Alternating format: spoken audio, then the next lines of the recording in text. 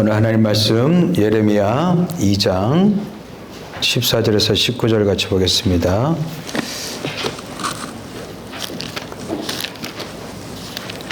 예레미야 2장 14절에서 19절. 우리 한 절씩 나눠 읽겠습니다. 이스라엘이 종이냐 시종이냐 어찌하여 포로가 되었느냐.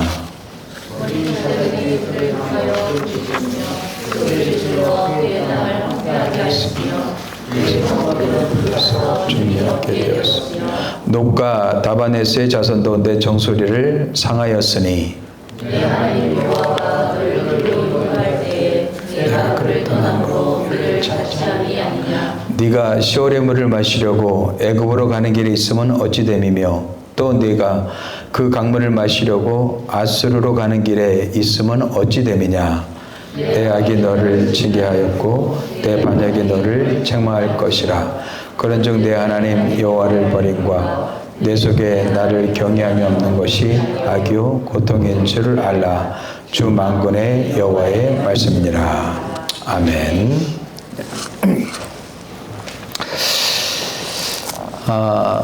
하나님께서는 무엇을 가장 슬퍼하실까요? 한번 여러분들 하나님의 마음을 생각해 보신 적 있으십니까? 사랑하는 자녀가 부모를 떠나서 자기 길을 걸어갈 때 부모의 마음은 안타까운 것처럼 하나님의 백성들이 하나님을 떠나서 자기 스스로 험악한 이 세상을 살아갈 때 하나님은 가장 안타까워하시죠. 오늘 본문의 예레미야 선지자는 우리에게 말씀하고 있습니다. 하나님을 버림과 내 속에 나를 경외함이 없는 것이 악이고 고통이라고 얘기하고 있습니다. 우리는 보통 죄를 생각하면 거짓말, 간음, 도둑질, 살인 이런 것들을 생각하죠. 그런데 하나님은 죄의 뿌리를 전혀 다르게 말씀하고 계셔요. 예레미야 2장 오늘 말씀해 보니까 죄의 본질은요 다른 것이 아닙니다. 하나님을 버린 겁니다. 하나님을 버린 게 죄의 뿌리라고 얘기하고 있습니다. 이스라엘 백성들은 언약 백성들이죠. 하나님과 언약을 통하여서 하나님의 거룩한 백성이 되었고 하나님이 그들을 돌보시고 책임지는 백성이 되었습니다. 그런데 그들이 하나님을 떠나서 그리고 세상의 우상들을 섬기기 시작한 겁니다. 그래서 우리가 알다시피 이스라엘 백성들은 하나님의 심판을 받고 포로로 잡혀가게 됐죠. 그러면서 오늘 14절에 그러죠. 이스라엘아 너희들이 종이냐 시종이냐 왜 너희들이 포로가 되었느냐 이렇게 얘기하고 있어요. 너희는 내 자녀들인데 왜 자녀됨을 포기하고 종이 되어서 그렇게 살고 있느냐 말이죠. 그렇습니다. 오늘날 세상을 살아가는 사람들의 모습을 보면 무엇인가에 묶여서 이렇게 살아가고 있죠. 종된 삶을 살아가고 있어요. 성공이라는 큰 끈에 묶여서 살아가고 있는지 모르겠습니다. 어떤 사람은 돈이라는 큰 힘에 의해서 묶여 사는지도 모르겠어요. 어떤 사람은 권력이고요. 어떤 사람은 자녀 성공을 위해서 그렇게 살아가고 있죠. 이런 모든 것들이 허상이라는 사실입니다. 사실 우리는 죽음 앞에서 아무것도 아니죠. 우리에게 주어진 인생을 우리가 살고 있지만 물론 열심히 살아야 됩니다. 근데 그런 것 때문에 정작 중요한 것을 놓치고 산다는 것이죠. 그래서 제가 여러분들한테 늘 부탁드린 게 있죠. 고독의 시간을 가지시라고요. 우리의 신앙은 허상이 아닙니다. 우리의 믿음은 가짜가 아닙니다. 때로는 여러분들 진지하게 인생을 돌아보고 진지하게 내 삶을 한번 살펴보셔야 된단 말이에요. 그냥 주어진 인생 같지만 인생은 그냥 저냥 살라고 주어진 게 아닙니다. 때로는 하나님이 우리가 진지하게 그 인생을 들여다보고 생각하기를 바라신단 말이죠. 이스라엘 백성들은요 그런 시간이 없었어요. 온전히 자신의 욕망과 욕심과 탐욕을 위해서 살았습니다. 그래서 하나님을 버려버리고 그리고 그들은 탐욕이 되는 우상들을 따라서 살기 시작했단 말이죠. 점점점 그들의 마음은 굳어져 갔습니다. 그리고 급기야는 다른 신을 하나님이라고 섬기면서 살고 있는 것이죠. 결국 그들의 결과는 비참했습니다. 결국 그들의 결과는 포로로 잡혀가게 되었죠. 예레미야 선지자는 여러분들 유다 왕의 16번째 왕 요시야 왕입니다. 요시야 왕 때 하나님께 부름을 받았어요. 이 요시야 왕은요, 한때는 종교개혁을 통하여서 많은 사람들에게 하나님을 선포하고 그리고 하나님께 돌아오도록 백성들을 이끌었던 왕이었습니다. 그럼에도 불구하고 하나님의 백성들은 하나님께 돌아오지 않았다는 것이, 종교개혁이 성공하는 것 같았지만 어느 순간 다시 어떻게 해요? 이 요시야 왕이 하나님 앞에서 돌변을 하게 됩니다. 그리고 하나님을 또 배반하게 되죠. 그러면서 이스라엘 백성들도 다 무너지게 됩니다. 그리고 그 이후에 유다는 완전히 그냥 줄기차게 무너지기 시작합니다. 그렇습니다. 여러분들 한번 무너지기 시작하면 사람들이 쉽게 무너지는 거 볼 수가 있습니다. 늘 무너지지 마십시오. 우리 자신을 세우셔야 됩니다. 이 세상은요, 더군다나 여러분들 보이지 않는 우리의 적대자, 이 사단은요, 여러분들을 무너뜨리기 위해서 호시탐탐 여러분들 노리고 있어요. 우는 사자같이 두루다니며 삼킬자를 찾는다고 그랬잖아요. 여러분들 하여금 경건하게 살지 못하도록, 하나님이 없어도 살 수 있는 것처럼, 그리고 말씀과 기도 가운데 거하지 못하도록 방해한단 말이죠. 결국 여러분들 하나님과 여러분들을 떼어놓는 게 사단의 전략이고 목표죠. 세상은 끊임없이 우리에게 그것을 앗아가고 빼앗아갑니다. 여러분들 우리는 경각심을 가지고 우리 자신을 지켜야 돼요. 뭐를 지킬 만한가 보다 더욱 내 마음을 지키라고 그랬잖아요. 여러분들의 영혼을 붙들게 되길 바랍니다. 예수 안에서 굳건하게 여러분들의 심령을 붙들게 되길 주님으로 축복합니다. 여기서 지금 예레미야 선지자를 통해서 하나님은요, 이스라엘의 두 가지 큰 악을 보여주고 있어요. 그 두 가지 큰 악에 대해서 여러분들 예레미야 2장 13절에 이렇게 얘기하고 있습니다. 같이 읽겠습니다. 시작. 내 백성이 두 가지 악을 행하였나니 곧 그들이 생수의 근원되는 나를 버린 것과 스스로 웅덩이를 판 것인데 그것은 그물을 가두지 못할 터진 웅덩이들이니라.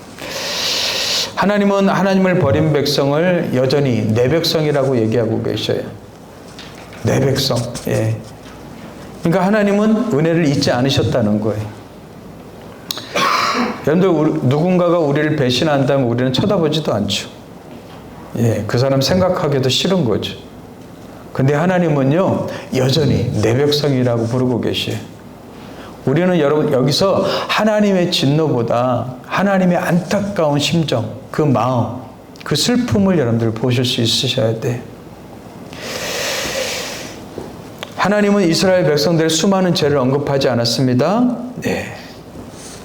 하나님은 딱 두 가지를 얘기하고 계셔요. 왜요? 모든 죄는요, 이 두 가지에서 나오기 때문에 그렇습니다. 가장 근본적이고 뿌리 같은 죄가 바로 이 두 가지라는 것이죠. 그 첫 번째가 뭐예요? 생수의 근원되는 하나님을 버렸다는 겁니다. 생수의 근원되는 하나님을 버렸어요. 이 버리다라는 것은요, 관계를 끊어버리는 겁니다. 하나님과 이스라엘 백성들은 언약적 관계 속에 있었다고 그랬죠? 하나님은 나의 하나님, 너희는 내 백성 하면서 하나님과 언약적 관계에 놓인 백성들이 이스라엘 백성이에요. 지금 우리도 마찬가지죠? 예수 그리스도를 통해서 우리는 하나님과 우리가 뭐예요? 하나님의 자녀가 되었어요. 하나님은 우리의 아빠, 우리는 그분의 자녀. 이게 하나님과 언약적 관계예요. 근데 이 신실한 언약적 관계를 하나님은 신실하게 책임지시고 돌보시고 공급하시고 그들을 이끄셨어요. 근데 이스라엘 백성들은 어떻게 해요? 호세아 선지자의 아내 고멜처럼 틈만 나면 어떻게 해요? 도망가는 거예요. 틈만 나면 다른 남자를 찾고요. 틈만 나면 자기 욕심과 탐욕을 향해서 달아나 버렸단 말이에요. 근데 하나님은 그 고멜을 어떻게 했어요? 다시 데리고 와서 또 아내로 맞이하고 가정을 지키게 하고 했죠. 근데 어떻게 해요? 또 다시 도망가요. 또 도망가요. 하나님과 우리 관계도 이 언약적 관계에 놓여 있는데 많은 크리스찬들이요, 그 하나님과의 신실한 관계를 맺어가지 못하고 틈만 나면 도망간단 말이죠. 틈만 나면 세상을 더 바라보고 세상 것을 의지하고 세상을 더 붙들고.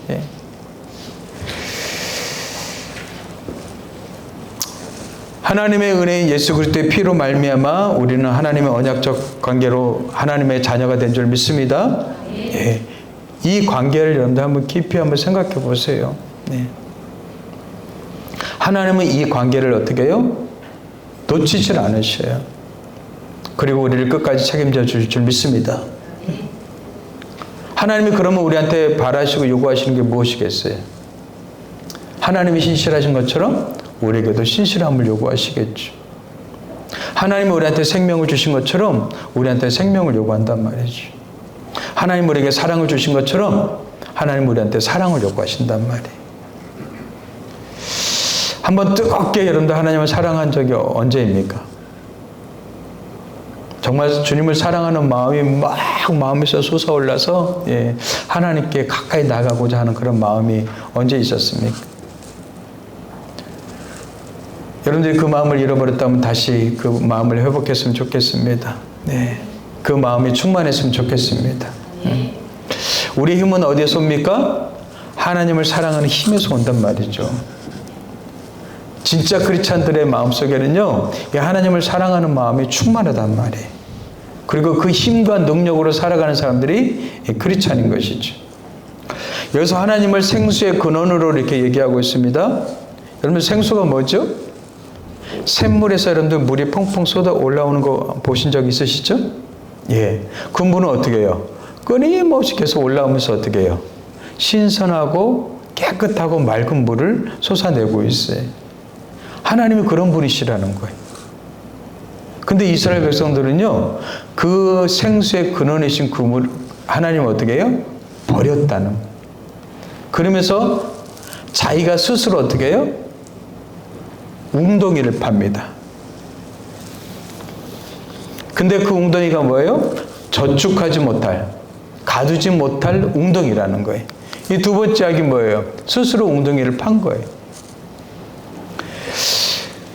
여러분들 여기서 스스로라는 단어가 사용되어지고 있어요. 그렇죠. 인간은요, 끊임없이 하나님을 떠나려고 하는 그런 존재들이죠. 그래서 하나님을 떠나서 자기 힘으로, 자기 능력으로, 자기 지혜로 살아가려고 하죠. 여러분들 이게 죄라는 거예요. 죄의 가장 근본적인 뿌리는 여러분들 스스로 살아가는 겁니다. 여러분들 이 땅 가운데 있는 동안 얼마든지 스스로 살 수 있어요. 그죠? 우리 노력하면 살 수 있죠? 먹고 살 수 있죠. 근데 여러분들 꺾어진 가지와 같단 말이에요. 점점점 메마르고 점점점 시들어간단 말이죠. 스스로 웅덩이를 팠어요. 여러분들 웅덩이라는 게 뭐냐면은 여러분들 이스라엘 그 지형은 여러분들 샘물 같은 게 많지가 않아요. 그러다 보니까는 많은 곳에 이렇게 웅덩이를 이렇게 파갖고 물을 저장을 하게 됩니다. 그래서 물을 거기에 차곡차곡 싸게 되는 거죠. 그리고 그 물을 사용하게 돼요. 근데 여러분들 고인물 우리가 보셨지만 고인물은 어떻습니까? 시간이 지나면서 점점 썩어가게 되죠. 근데 그 웅덩이가 방수가 제대로 된 게 아니라 물이 이렇게 새나간단 말이에요. 여러분들 스스로 사는 인생에 대해서 하나님이 얼마나 정확하게 표현하고 있는지 모르겠어요. 우리 스스로 힘을 얻어서 살아가고 있지만 뭔가 모르게 막 빠져나가요. 예. 나는 이렇게 하면 이것을 성취할 줄 알았는데 그게 내 뜻대로 되지 않는단 말이지. 이거를 성경에서는 스스로 웅덩이를 팠다고 얘기하고 있어요. 근데 그 물을 어떻게 해요? 가두지 못할 터진 웅덩이라는 거예요. 물이 새어나간단 말이지. 바로 이 웅덩이가 바로 세상의 우상들이죠. 인간이 추구하는 우상들이죠. 이것만 가지면, 이렇게만 된다면 우리는 마치 천하를 얻은 것처럼 살 수 있어 이렇게 생각하지만 여러분들 그렇지 않죠. 청년들은 직장만 얻으면 내가 다 모든 것이 이루는 것처럼 생각하지만 그렇습니까? 아니죠. 부모들은 자녀들이 잘 되면, 성공하면 나는 이제 더 이상 걱정이 없어 생각하지만 그렇습니까? 아니죠. 죽을 때까지 염려고 걱정이고 근심이지. 오늘날 여러분들 우상이 될 만한 것들은 너무나 많아지죠. 하나님 없이도 충분히 편하게 살 수 있는 세상이 되어버렸습니다.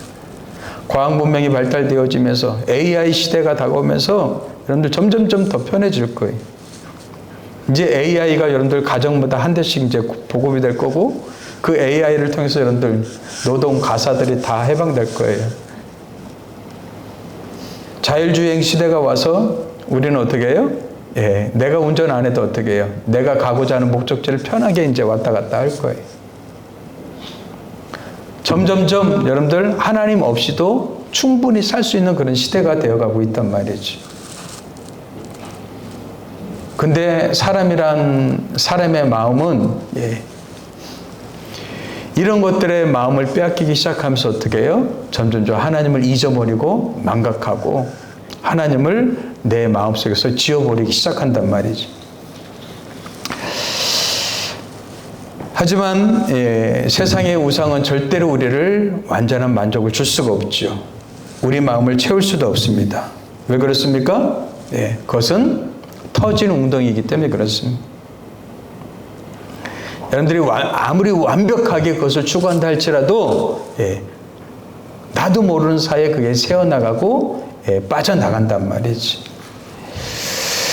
그래서 지금 하나님은 안타까운 마음으로 이스라엘 백성들에게 이렇게 표현하고 있는 거예요. 너희가 두 가지 악을 행했다.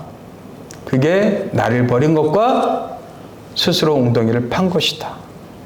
그런데 그것이 물을 가두지 못하고 터진 웅덩이다. 그러면서 왜 나를 버렸느냐 하시면서 지금 하나님은 안타까워하는 마음으로 이스라엘 백성들이 말씀하고 계시죠. 왜 생수를 두고 왜 목말라 하느냐 이 말이죠. 엄마 아빠가 집에서 따뜻한 밥, 따뜻한 그 식사를 준비해 놓고 기다리는데 왜 쓰레기통 뒤져가면서 이 더러운 음식을 먹고 있느냐 말이에요. 우리 자녀들이 그랬죠. 엄마 아빠가 맛있는 그냥 식사를 준비해 놓는데 그냥 편의점 가서 인스턴트 식품 먹으면서 그냥 건강을 해치고. 친구들 인스턴트 식품 조금만 먹어요. 아니 안 먹으면 더 좋고. 근데 그냥 그런 것이 맛있어, 그죠? 맛있어. 근데 크니까 아이들이 집밥을 그리워해요. 엄마 밥을 그리워해요. 우리 현민이, 지원이도 나가 있으니까 엄마 밥, 아빠 밥, 아빠가 해주는 그 반찬이 그리워하고 있어요.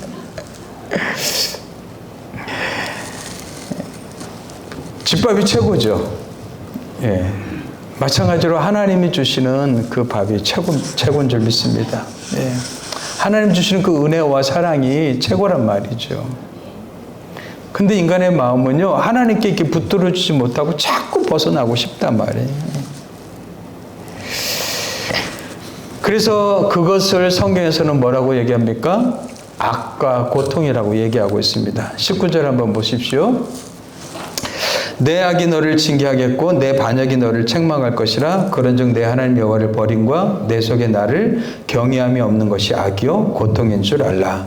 주 만군의 여호와의 말씀이니라. 하나님께서 지금 이렇게 말씀하고 계셔요. 너가 나를 버리고 저축지 못할 웅덩이를 파서 악을 행했는데 내가 너를 징계하겠다 얘기하고 있지 않아요. 뭐예요? 내 악이 너를 징계하겠다 이렇게 얘기하고 계셔요. 여러분들 여기서 징계는 훈련이고 교훈입니다. 징계는 사랑의 또 다른 표현이라고 그랬죠? 하나님께서 징계의 목적은 뭐예요? 다시 돌아오게 하는 거죠. 근데 우리는 징계를 어떻게 해요? 우리는 굉장히 아프게 생각하죠. 예. 돌아오면 되는데 우리가 돌아오지 않고 징계를 굉장히 미워하고 싫어해요. 예.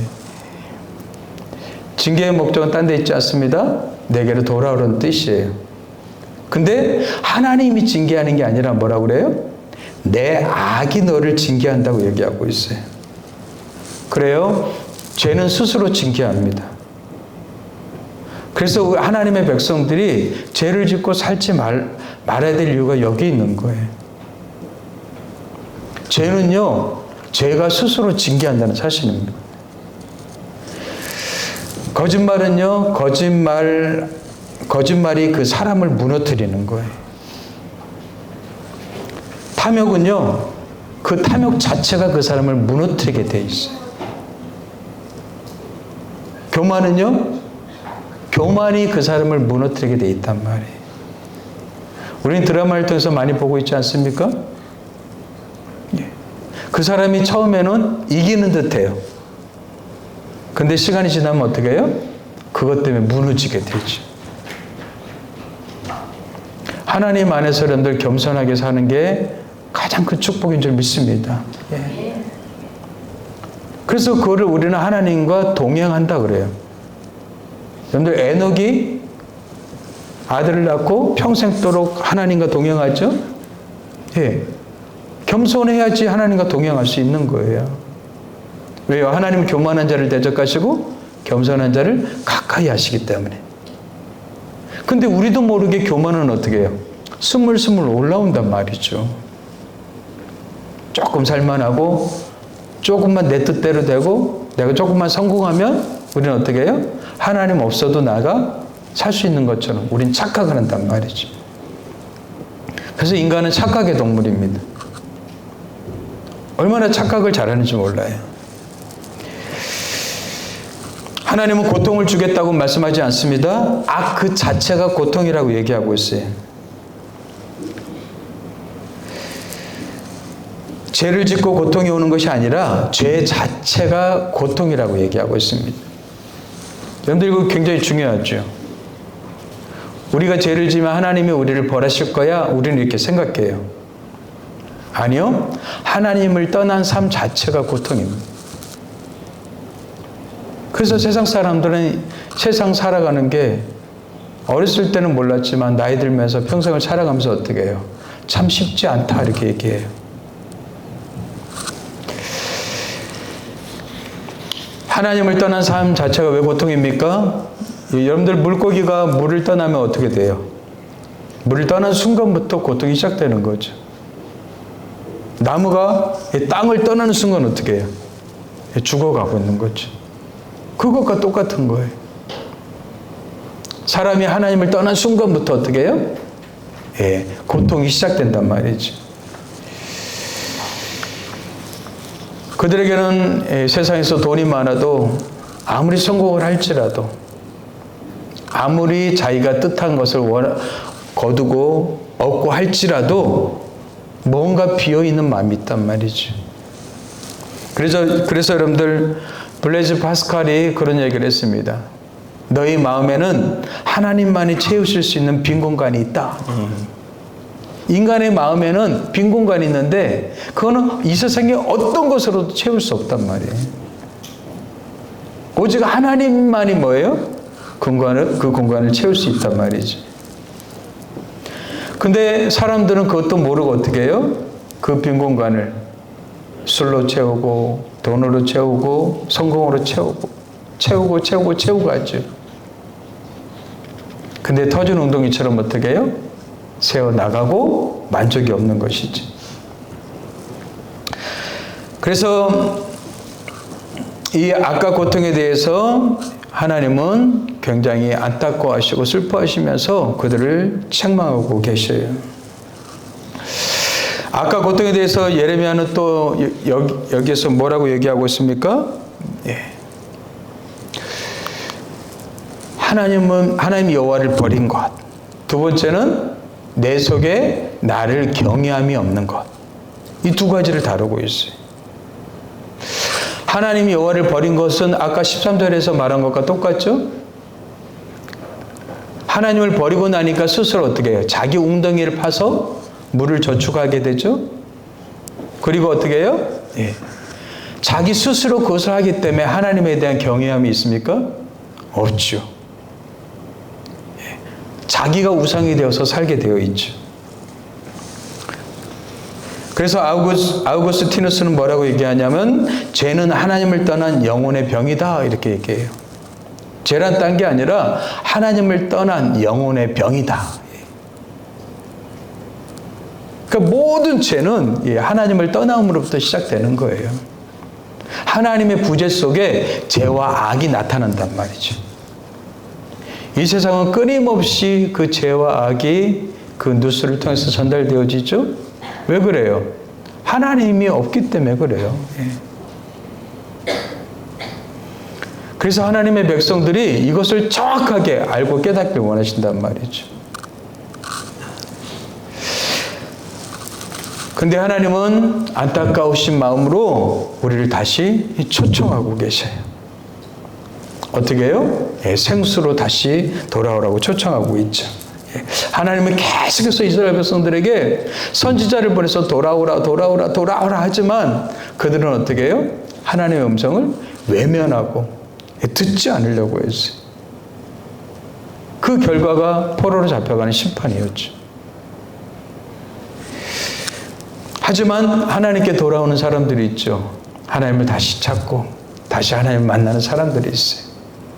그들에게는 하나님이 생수의 물을 다시 공급해 줄 줄 믿습니다. 그래서 예수님이 이스라엘 백성들에게 이렇게 초청하고 계시죠. 명절 끝날 곧 큰 날에 예수께서 서서 외쳐 이르시되 누구든지 목마르거든 내게로 와서 마시라. 누구든지 목마르거든 내게로 와서 마시라.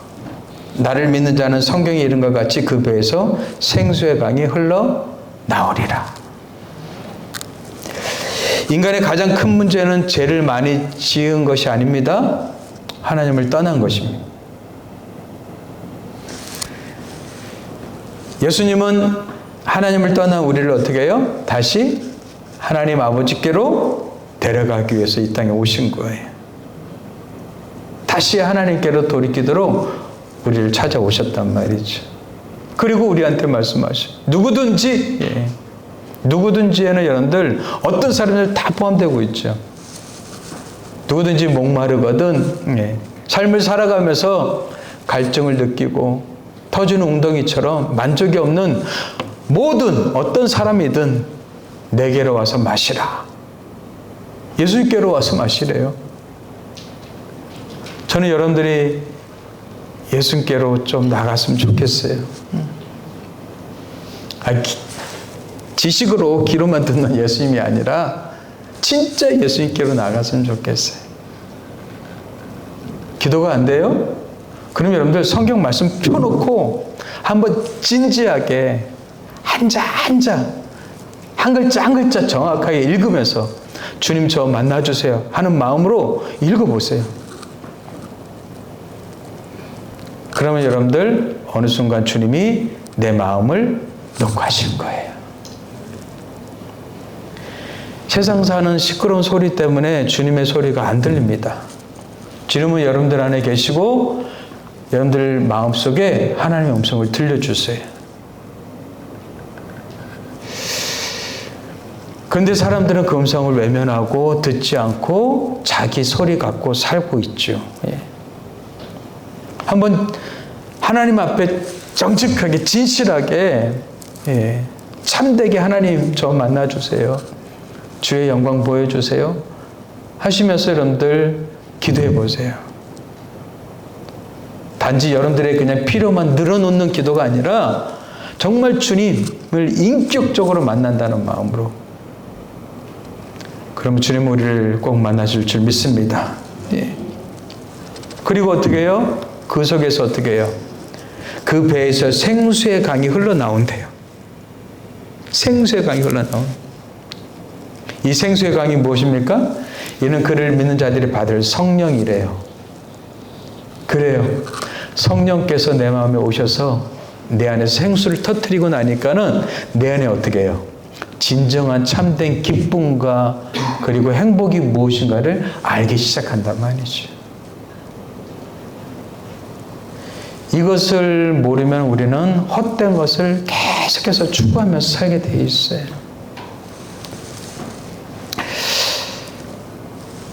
성령님이 바로 그 생수의 근원이라는 거예요. 그리고 예수님이 바로 생수의 근원이라는 거예요. 당신을 찾고 구하고 간절히 사모하는 자를 주님은 만나실 줄 믿습니다. 네. 저는 이제 우리 공동체가 주님을 꼭 만났으면 좋겠어요. 네. 주의 영광을 봤으면 좋겠어요. 그래야지 여러분들 우리가 바뀌죠. 사람은요 절대 변화되지 않습니다. 주의 영광을 보기 전까지는요 절대 바뀌지 않는단 말이죠. 또 예수님께서는 여러분들 우리가 알다시피 사마리아 여인에게 초청하고 계시죠. 요한복음 4장에도 이렇게 초청하고 계셔요. 예수께서 대답하여 이르시되 이 물을 마시는 자마다 다시 목마르냐니와. 이 물이 뭐예요? 야고보의 우물에서 퍼올린 물이죠. 예레미야가 표현한 표현에 의하면 뭐예요? 웅덩이에서 기른 물이죠. 근데 그 물은 어떻게 해요? 다시 목말라요. 예. 우리로 하여금 어떻게 해요? 계속 목마르게 한단 말이죠.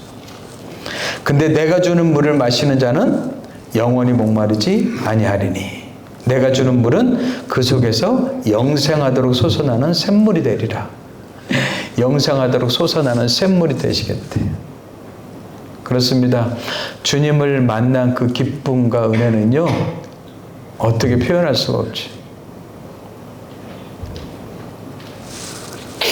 저는 처음 주님을 만났을 때 그 감격과 기쁨은요 말로 닿을 수가 없습니다. 예. 아니 제가 창조주도 아닌데 세상이 새롭게 창조된 것 같아요. 모든 것이 반짝반짝 빛났습니다. 예. 모든 것이 새롭게 보였어요. 예. 근데 우리가 주님을 놓치고 살면 그런 은혜를 다 잃어버리고 상실하고 산단 말이죠. 마음이 무뎌져요. 나이가 들수록 점점 더 그렇죠? 예, 점점점 여러분들 마음이 강팍해져 가요. 팍팍해져 가죠. 예, 감동이 사라져 가버리죠. 기쁨을 잃어가죠. 예, 목사님과 장로님들 모임 가면은 예, 전부 다 그냥 표정이 이렇게 굳어져 있어요. 저는 그러지 말아야지 하는데도 저도 모르게 이렇게 굳어져 가더라고요. 예. 이 나이를 먹어가면서요, 예, 나도 모르게 이렇게 조금씩 무너져 가고 있더라고요. 근데 마음만은 무너지지 말자. 이런 마음을 갖고 있어요. 네. 아침에 거울을 보시면서 한 번씩 웃어주길 바랍니다. 예, 자꾸 웃어요. 입꼬리를 자꾸 올리십시오. 예. 예, 우리 학생들은 젊었을 때는 전부 올라가 있잖아요. 그렇죠? 예. 근데 중력의 법칙에서 나이 들수록 자꾸 내려간단 말이죠. 그러니까 무뚝뚝해지고 점점점 표정도 사라져 가버리고. 예. 우리 어린아이들은 얼마나 표정이 좋습니까? 예. 그게 생명력이 넘치는 예, 표정이죠. 근데 점점점 그 생명력을 잃어버려요. 삶을 살아가면서 지치고 힘들고 삶이 어렵고 이러다 보니까 점점점 어떻게 해요? 예, 얼굴의 표정들이 점점점 사라져가 버리죠. 저는 우리의 마음속에 이 생명력을 다시 한번 들여다봤으면 좋겠어요. 그 생명력이 우리 가운데 표현되어졌으면 좋겠어요. 예. 이 진짜 다른 사람에게 표현하지 못하지만 내 안에 그 생기는 그 기쁨과 만족과 그 평온함, 이 행복, 이것을 꼭 가졌으면 좋겠어요. 주님은 누구든지 나한테 오라고 초청하고 계셔요. 왜 생수를 두고 터지는 웅덩이를 붙들고 사느냐? 터지는 웅덩이 붙들고 살지 말어. 그 터지는 웅덩이에 물을 붓느라고 지치지 않느냐? 여전히 목마르지 않아? 하면서 우리한테 말씀하시죠. 생수에 거는 데 나에게 나오라. 주님의 안타까운 그 초청이지. 안타까운 마음이죠. 세상은 우리의 목마름을 잠시 잊게 할 뿐이죠. 이게 속는 거예요. 술 한잔 마시고 오늘 기뻐요? 속는 거죠. 아침에 일어나면 어떻게 해요? 속쓰리고 힘들고 괴롭죠. 근데 여러분들 그게 매번 이렇게 쌓여가기 시작하면 어때요? 나중에는 돌이킬 수 있는 힘도 없단 말이에요. 그러니까 여러분들 어떤 사람이 그런 얘기를 해요. 내가 죽기 전에 예수님 앞에 회개하면 되지. 절대 그럴 수 없습니다. 회개는요, 자기가 하는 게 아니기 때문에 그래요. 하나님이 우리한테 주시는 마음이죠.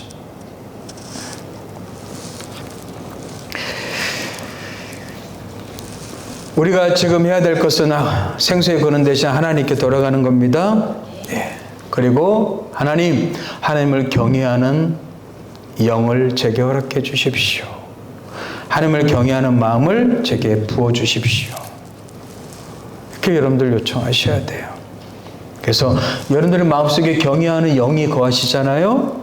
그러면 여러분들 저절로 여러분들 찬양이 나오고 감사가 나오고 그리고 기쁨이 쏟아지기 시작합니다. 하나님을 경외하는 영이 우리 가운데 거하셔야 돼요. 여러분들 하나님을 버림과 여호와를 경외하지 않는 것이 악이고 고통이라고 지금 예레미야 선지자는 얘기하고 있어요. 그것을 뒤집으면 어떻습니까? 하나님께 돌아오는 것이 은혜고 여호와를 경외하는 것이 생명이고 참된 행복임을 얘기해주고 있는 겁니다. 크리스천들이 하나님께 돌아가는 것, 하나님 품 안에 안기는 것, 하나님 안에서 참된 평안과 행복을 누리는 것, 하나님은 우리가 그렇게 살아가길 원하신단 말이죠. 주님 앞에 나아가십시오. 주님 앞에 여러분들의 마음을 솔직하게 열어놓고 토하십시오. 그리고 주님과 그런 1대1의 관계를 한번 가져보세요. 그래서 주님을 꼭 만났으면 좋겠어요. 하나님 우리를 만나기를 원하시는 분이십니다. 귀로만 듣지 마십시오. 지식으로만 배우지 마십시오. 하나님은 살아계신 분이십니다. 그 하나님의 은혜가 저와 여러분들에게 충만히 임하게 되길 주님으로 축복합니다. 기도하겠습니다. 생수의 근원 되신 하나님, 많은 사람들이 그 생수를 버리고 저축지 못할, 가두지 못할 웅덩이를 만들어서 자기가 마치 하나님인 양 살아가고 있지만 그 죄 가운데서 저희를 불러주셔서 하나님의 백성, 하나님의 자녀 삼아주심을 감사합니다. 하나님, 우리가 날마다 주님 안에 거하는 자들 되기를 원합니다. 너희가 내 안에 거하고 내가 너희 안에 거하면 많은 열매를 맺겠다고 하신 주의 말씀처럼 주님의 열매를 맺어가는 저희들의 삶이 되게 도와주시옵소서. 우리가 날마다 주님 안에 거하는 삶이 되게 도와주시고 주님의 은혜와 하나님이 주시는 그 기쁨 속에 살아가는 주의 백성들 되게 도와주시옵소서. 감사하고 예수님의 이름으로 기도합니다. 아멘.